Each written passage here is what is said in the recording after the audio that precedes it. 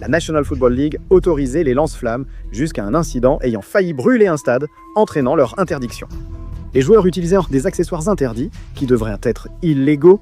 Beaucoup de choses sont prohibées dans la National Football League. Et d'abord, il y a quelque chose dont je suis content qu'il se soit débarrassé. Les coupes de cheveux les plus laides que vous ayez jamais vues. Burke, tu as l'opposé d'une coupe au bol. Tim Tebow, joueur de la National Football League, a été victime d'une étrange tradition des Broncos avant le changement de règles. À chaque recrutement de jeunes joueurs, les anciens leur faisaient la pire coupe de cheveux que j'ai jamais vue. Non, littéralement, ils leur faisaient vraiment ces coupes de cheveux. Regardez certains de ces gars, il n'y a aucune chance qu'ils draguent avec ça. Après avoir vu un joueur avec un rat rasé sur la tête, j'ai trouvé cela ridicule. Quand les Broncos ont embauché un nouvel entraîneur, il a jugé ces coiffures distrayantes et a imposé des coupes normales, interdisant ces styles. Dieu merci. Au moins, ces coupes de cheveux étaient inoffensives. Saviez-vous que la National Football League a interdit un maillot car il rendait les gens aveugles ? La National Football League a collaboré avec Nike il y a quelques années pour moderniser le style des uniformes des équipes. Ils ont inventé de nouveaux coloris pour toute la ligue, qu'ils allaient appeler Color Rush, qui étaient en gros des uniformes mettant en avant les couleurs principales de l'équipe, mais de façon beaucoup plus vive que les maillots classiques. Et certains des ensembles Color Rush avaient plutôt de la gueule. Franchement, je vais pas mentir, ceux-là sont vraiment stylés. Ouh! Par contre, pour les maillots d'autres équipes, ils n'ont pas eu autant de chance. Les fans multiplient à haut et les mêmes, se demandant s'ils voyaient Broncos contre Chargers ou une scène du monde de Nemo. Les maillots des autres équipes ont été comparés à des glaces à l'orange, à des bouteilles de moutarde, et le maillot d'une équipe ressemblait même à une carte météo. Les vrais problèmes de maillot sont apparus à la 10e semaine lors du match Bills-Jets, car leur tenue rendait les fans aveugles. Une équipe était en rouge, l'autre en vert. Cela ne me paraissait pas un problème. Mais pour des millions d'autres, voici ce qu'ils voyaient.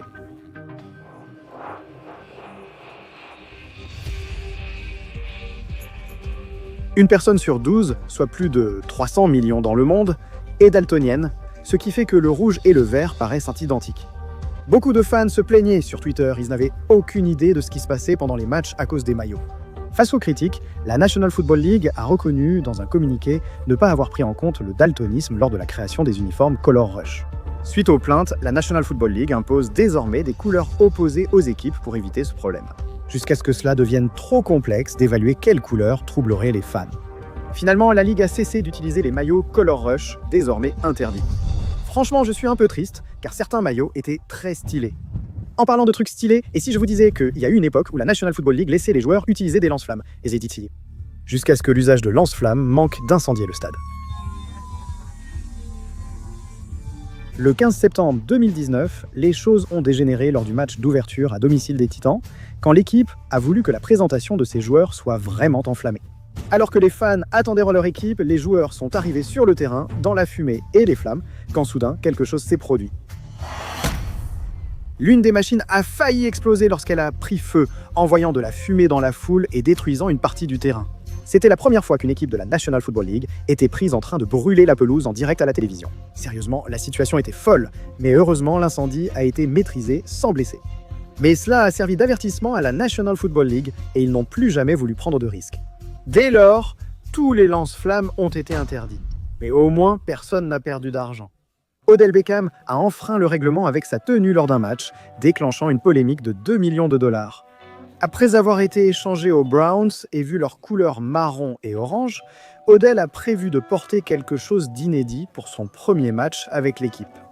Au début, il l'avait sur lui lors de grands moments, mais ce ne sont pas ces réceptions qui ont marqué les émissions sportives. Ironiquement, c'est la montre d'Odell qui a fait parler de lui, car il était le premier joueur de l'histoire à en porter une pendant un match. Mais ce n'était pas une montre ordinaire. C'était une montre noire et orange assortie aux couleurs de son équipe, et il s'agissait d'une Richard Mille à 350 000 $. C'est une Richard Mille. Oui, comme tu veux, Binoclard. La National Football League se moquait de la prononciation. Leur seul intérêt était qu'Odell viole la règle de la Ligue sur les objets durs. Comme c'était sa première infraction et que la National Football League n'avait jamais eu ce cas, ils lui ont juste envoyé une lettre avertissant qu'il serait sanctionné d'une amende s'il portait encore la montre. Alors, à ton avis, qu'est-ce qu'Odell a fait ? Prends ton temps. Il s'est excusé, a déchiré la lettre, déménagé au Mexique, changé de nom en Jeff, puis a fait mieux au match suivant. Je sais que tu choisis la réponse D, alors prenons-la. Oui, Odell a marqué les esprits à l'échauffement du match suivant avec un geste encore plus viral. Ce n'était pas seulement l'une des montres les plus rares, mais une autre Richard Mille. Richard Mille. Mec, je m'en fiche complètement, dégage d'ici. Odell portait une version tourbillon en saphir qui vaut plus de 2 millions de dollars. Comme il n'en existe que 10 exemplaires, Odell l'a enlevée avant le match pour ne pas la casser en faisant des réceptions comme celle-ci. Après le match, il l'a remise pour la montrer pendant les interviews. Tu nous as montré cette montre. Et qu'est-ce qui est si important dans une montre à 2 millions de dollars? À part le fait qu'elle coûte 2 millions de dollars. J'ai terminé. Aucun commentaire. Je suis juste béni. Cette fois-ci, sa montre faisait encore plus de bruit que jamais. Alors, les fans ont commencé à s'intéresser à sa montre et ont découvert quelque chose de choquant. Les gens ont découvert que la montre d'Odell était en plastique bon marché, pas en saphir, et que la forme du boîtier était aussi incorrecte. Quelqu'un a même montré l'intérieur de la montre, disant que c'était horrible, que ça valait 20 dollars et que c'était fabriqué en Chine, et que la montre d'Odell était tellement mauvaise comparée à la vraie que c'était comme comparer une brouette à une Bugatti. Et juste pour mettre ça en perspective, oui, la différence est évidente. Odell a enfreint les règles de la National Football League pour porter un objet interdit, bien qu'il soit faux. Cependant, les joueurs de la National Football League ne simulent jamais les célébrations interdites, préférant enfreindre les règles et payer les amendes. Les joueurs National Football League sont réputés pour leurs actions folles en match.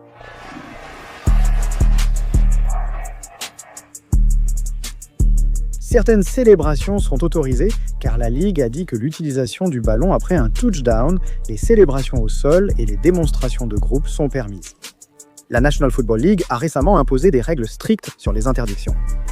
Premièrement, le premier type de célébrations qui ne sont pas autorisées sont celles qui sont offensantes, comme quand un joueur fait semblant de déféquer un ballon de football, quand les joueurs étaient irrespectueux envers les fans.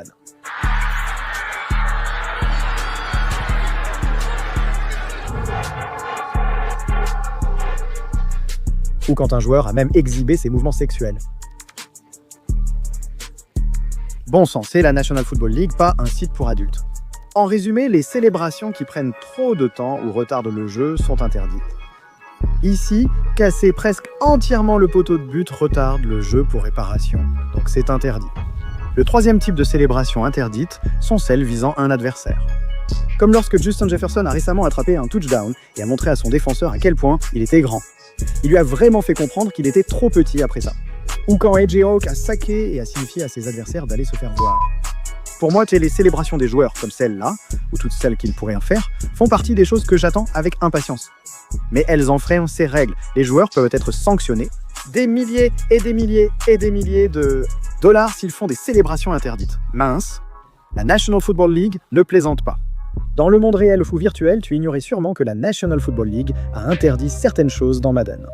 Madden est le jeu préféré des équipes et joueurs de la Ligue, et on pourrait croire que la National Football League ne fixe aucune règle aux personnages. Mais ils l'ont fait. La Ligue a supprimé beaucoup de choses à cause de préoccupations réelles. Sur le terrain, ils n'aiment pas que les joueurs enlèvent leur casque pendant le jeu à cause du danger que cela représente. Donc non seulement ce n'est pas autorisé dans Madden, même si dans le jeu, les joueurs pouvaient vraiment faire tomber le casque de leurs adversaires avec des gros chocs comme celui-ci, la National Football League a obligé les développeurs à retirer cette fonctionnalité du jeu pour éviter que les joueurs essaient volontairement de blesser la tête d'un autre. Et en parlant de la tête, évidemment un autre sujet controversé dans la vie réelle a été les blessures constantes des joueurs qui subissent des commotions cérébrales, ce qui a provoqué un débat mondial où les fans estiment que le football est un sport totalement dangereux. Pour limiter la fréquence à laquelle ces blessures sont révélées, dans Madden, la Ligue a supprimé les commotions cérébrales et les ambulances, empêchant toute évacuation virtuelle, contrairement à la réalité. Mais il y a clairement beaucoup d'autres choses dans Madden que la Ligue sans plaisir a retirées, ce qui est vraiment ridicule. Ils ont demandé que les fans ne puissent pas modifier les couleurs des logos des équipes National Football League lors de la personnalisation. Je ne peux pas vraiment leur en vouloir vu ce que certains fans ont fait avec ces logos, c'était vraiment moche. J'avoue que j'aime bien celui des Eagles. La National Football League ne permet pas de personnaliser l'équipement des joueurs, ce qui n'est pas surprenant vu leur rigueur dans la vraie vie. De nombreux joueurs ont porté des crampons personnalisés stylés sur le terrain. Alvin Kamara en a choisi des crampons de Noël pour répandre la bonne humeur pendant les fêtes. Brandon Marshall a porté du vert fluo pour sensibiliser à la santé mentale. Des passionnés de mode ont arboré des marques de luxe comme Davante Adams en Dior et DeAndre Hopkins en Yeezys. Parmi mes crampons personnalisés favoris, il y avait ceux tout dorés que Marshawn Lynch et Chad Ochocinco ont tenté de porter en jouant. Malheureusement, quelque chose me dit que le monde de la chaussure, c'est clairement un domaine que la National Football League ne connaît pas vraiment. C'est sûrement parce que ces anciens portent encore des Skechers toutes simples et sans style. La règle, appliquée dans la vraie vie et dans Madden, impose que les joueurs portent des chaussures noires, blanches ou aux couleurs de l'équipe. Sérieux mec, il y a tellement de crampons différents que les joueurs porteraient, hein, qui deviendraient viraux et attireraient tellement d'attention sur la ligue, et ça rendrait même le sport 100 fois plus stylé s'ils se débarrassaient de cette règle débile, mec. Mais l'interdiction la plus folle que la National Football League a faite dans Madden, c'est quand ils ont délibérément gâché une chanson. En 2018, l'un des plus grands hit rap était un morceau que j'écoutais aussi. Écoute cet instru une seconde, tu vois pourquoi. Big Bang était un morceau qui cartonnait, donc quand Madden 19 allait sortir, évidemment ils voulaient l'inclure dans leur bande-son. Mais quand la chanson a été ajoutée au jeu, les fans ont remarqué quelque chose de bizarre.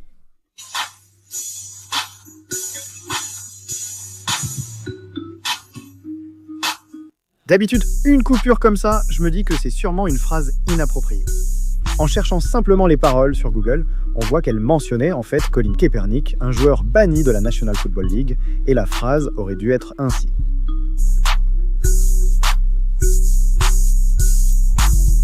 Donc évidemment, après ça, la situation est devenue virale.